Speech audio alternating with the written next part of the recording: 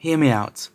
I'm not a creep, or an incel, or a Me Too type of guy, so don't judge me or anything before you hear everything I'm about to tell you. I met this girl at a bar. She was a little quiet. When I first saw her, she was sitting alone in the corner. I had maybe drunk a little too much, and if I were sober, maybe I would have noticed the weird smell she had, or the vacant look in her eye. But I didn't. I asked if she needed a ride home, or if there was someone she wanted me to call, but she didn't say anything. I know how this sounds, but honestly I had the best intentions. I asked if she wanted some water, or a coffee. Did she have any friends with her? Nothing. Nada. She doesn't say anything. I know if it were me, and someone found me in this bad of a shape, I'd want them to take care of me, so that's what I did. I got an Uber because I was in no shape to drive and helped her walk out of the bar. Man, was she messed up. She had this weird two-step stagger when she moved, like a little lean to one side, but she was still really pretty. The Uber guy was on the fence about letting us in the car. He said she needed a doctor. He asked if she would get blood on his car and pointed at the gash on her leg. I touched it, and it seemed like it had dried. I told him she must have fallen or something. We were both pretty smashed, and getting home was for the best. He definitely didn't want us in the car, but maybe he felt sorry for how drunk I was. I mean, I could barely walk because I was so drunk. Otherwise, I'd definitely not take someone home like this. I went to Catholic school, for God's sake. Anyway, she didn't have a purse, or an ID, or a phone, or anything. I swear I asked like several times where she lived, and she never said anything. I didn't know what to do. I was stuck with this girl who was a mess, and I was definitely super drunk and not sure what to do. So I decided to take her to my house, in a normal way. I had the best intentions. We got to my house and I double-checked she was okay with going in. I said I would be glad to have the Uber take her somewhere else. I'm pretty sure the driver heard this. You could ask him. She didn't say anything other than like this little growl hiss noise, so I figured maybe she was hungry. I took her inside in a definitely platonic with no bad intention kind of way and sat her on the sofa. I told her I'd get something to eat. I asked what she liked, but she didn't say. I'm pretty sure she felt more comfortable here than at the bar. I was confident I was doing the right thing. I figured maybe she wasn't hungry, so I sat down next to her, like in a friendly way, not in any sort of stranger danger way. She didn't move. I leaned in close to just see if maybe she was speaking low, and I couldn't hear her, not for any other reason, really. I put my arm around her in case she was cold. If she had said to move, I definitely would have, no questions asked. But she didn't, so I figured it was fine. That's when everything went downhill.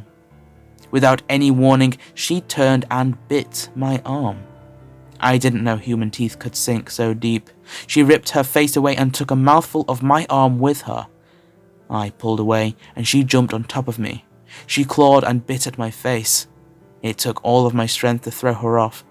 I tried to run, but she was on me in a flash.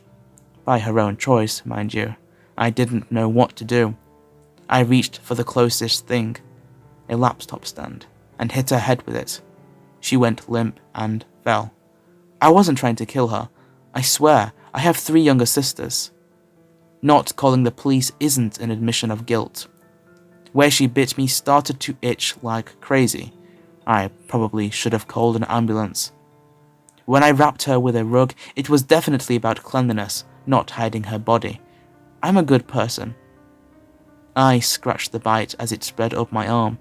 Maybe I needed a shot. Maybe it was a bacterial infection and I needed some antibiotics. Either way, I didn't do any of that. I just kept scratching.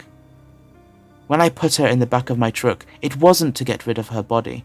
I mean, who would want to see their loved one in such a state? I wore a jacket so that the bite wouldn't bleed everywhere, not to hide evidence. When the jacket sleeve became crusty with blood, I should have probably gotten a skin graft. I should have probably gotten my arm amputated, but I didn't. I kept scratching. I scratched until my arm was numb and I couldn't even feel it. I knew it itched though. I could pull back the sleeve and look down at the purple and green skin and layers of orange pus and knew it was itchy. The way the skin peeled back and the crusty way it tried to scab, I knew it was itchy even if I couldn't feel it anymore. It was a lot harder to drive with one hand, but I really couldn't feel this infected crusty limb attached to my shoulder. I should have probably gone to the hospital.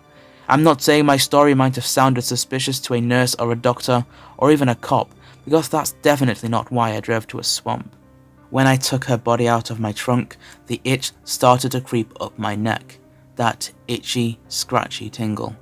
I could feel it going for my cheek. I rubbed my face on the collar of my stinky, crusty jacket to make it go away. Maybe some vitamins would have done the trick, or an essential oil. I hear high alkaline water is a lifesaver. It was probably too late for that anyway. I don't believe zombies are real, but if I did, I think this is what it would be like to be bitten by one. I didn't unroll the rug to dump her body into the water because I thought alligators would eat her. Sometimes you just can't explain your actions. Maybe this bite on my arm was messing with my mind. I did feel feverish. I'm a great guy, this is out of character for me. When the itch spread to my eye and it got hard to drive home, I should have gone to an eye doctor to see what this infection was. I tried blinking it out, but it kept itching. This is definitely not a confession. I don't think I dumped her body in a malicious way. If I wasn't so lazy, I could have gotten some eye drops, or a hot compress would have helped. But I didn't do any of that. I kept on keeping on. It's not like I'm afraid to look at my face in the mirror because I'm worried my flesh is rotting off. Zombies are make-believe. My scalp is drying out. My hand comes back with clumps of hair after I try to make the itching stop. I think I'm dying, but not in a living dead way. I'm starting to smell like that girl. I don't know what this infection is, but it's getting worse. I should post this in a medical sub or telemed. I should email my doctor, but I'm not. I'm sharing it with you instead. This post isn't any kind of admittance of guilt or anything, or trying to clear my conscience, because I didn't do anything wrong. But the more I think about that girl, the more I realize that maybe something was wrong with her, and whatever it was is happening to me.